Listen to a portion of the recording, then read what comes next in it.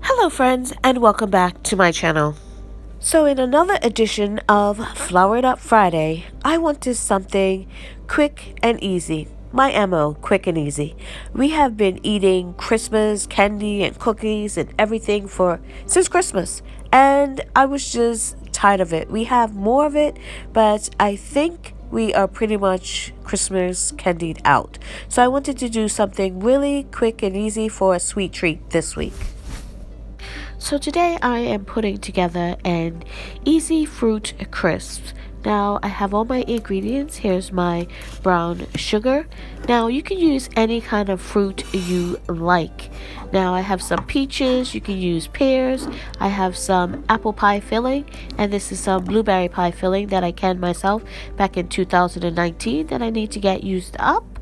So I also have used these little containers to do individual ones, like in summertime when I have fresh berries and I don't want a whole lot of it, I'll do it in here. So these are nice. They're just the yogurt containers that I saved, and I bought some tops off of Amazon a while back that fit beautifully with it. So you can use any kind of fruit you like. So I have sugar, flour. This is the pan I'm going to use today, not too big but just right.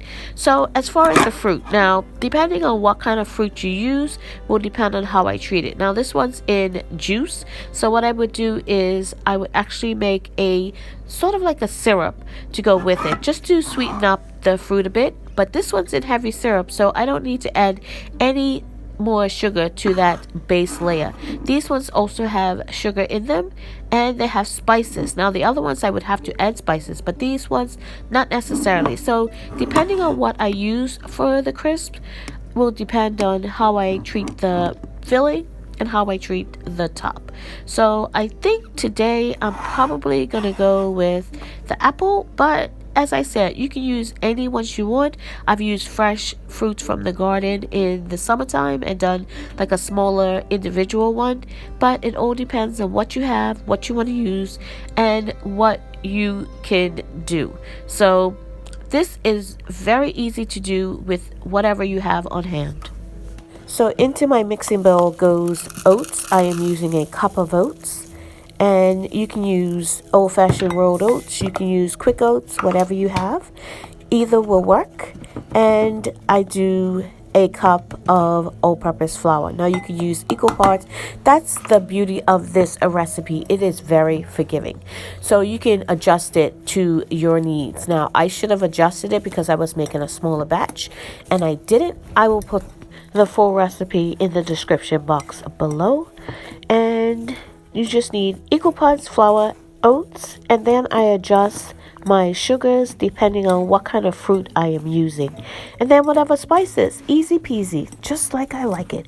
Just go in, do it quickly, and you can be out in no time. So now I'm adding in my granulated sugar, and I adjust this depending on what kind of fruits I'm using. Now, if I'm using a fruit that has syrup in it or my pie filling, I will do less sugar. If I'm using like those pears in the juice, I would use a little bit in the topping, and then I would make sort of like a syrup for the actual pears out of the juice and a little bit of the sugar that the recipe calls for. So that's how I do it. If you want to do it all the sugar in the top and leave the fruit in the base alone, that's up to you. Like I said, this recipe is very forgiving. I will give you the base recipe and you can adjust it accordingly. If you don't like it as sweet as we do, just adjust it down.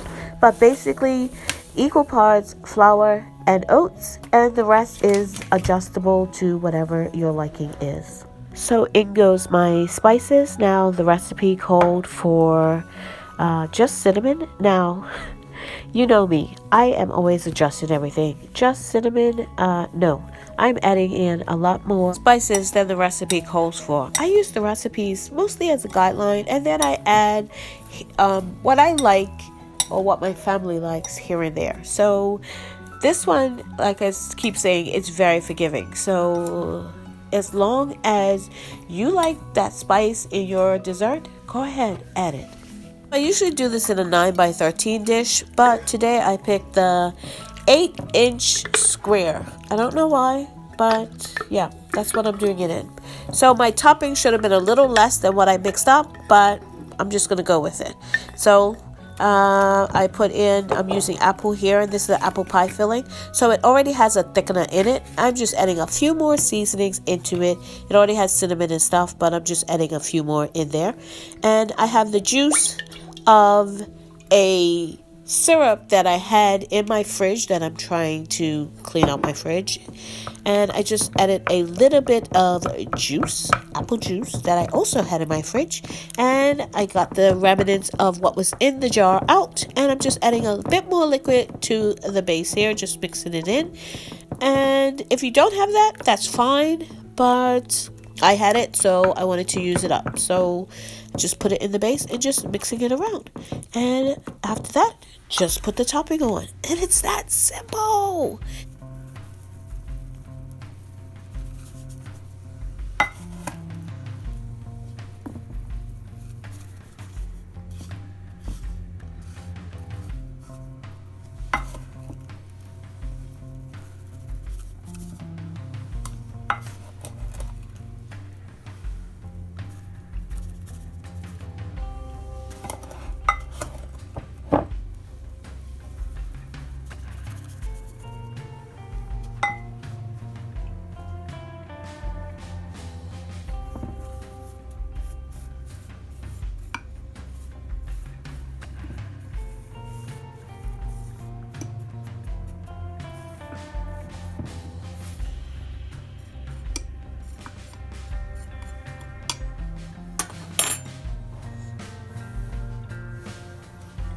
It is that simple, guys. Just sprinkle the topping on.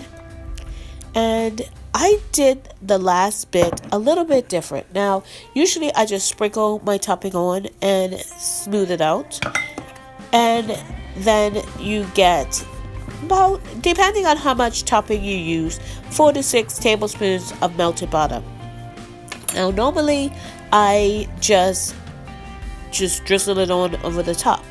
But because this topping was a lot thicker than it normally is, I actually am going to mix it in so it gets all through the topping, because I was concerned how thick the topping was. Usually it's a lot thinner than this. Like I said, this is enough for a 9 by 13 dish, and I am concerned about it going all the way through. It probably would have done it, but just to be on the sure side, I decided to mix in my butter. You don't have to do that.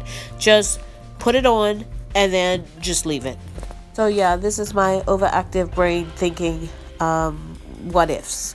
And I mixed all my butter in and made sure all my topping was moistened with it, and it probably would have worked, especially since I added the extra liquid to the fruit, the bottom portion of this. So you absolutely do not have to do that extra step. And here it is, ready to go into the oven at 350 degrees for 40 to 45 minutes.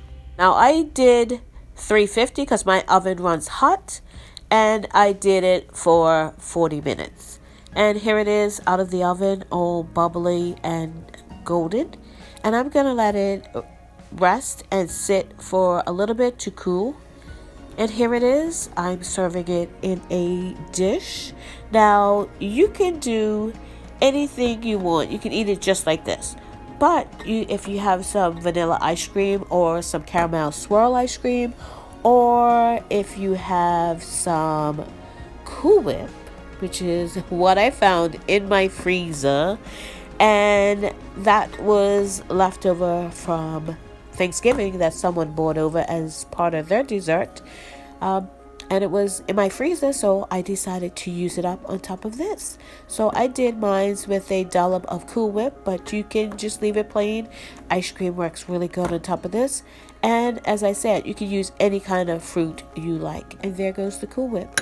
And it smelled so good. My house smelled like cinnamon. It smelled like fall all over again. But we enjoyed our little dish of apple crisps. So remember, stay safe and keep prepping. Thank you so much for watching. If you haven't subscribed, please subscribe and click that notification bell to be notified when I upload videos.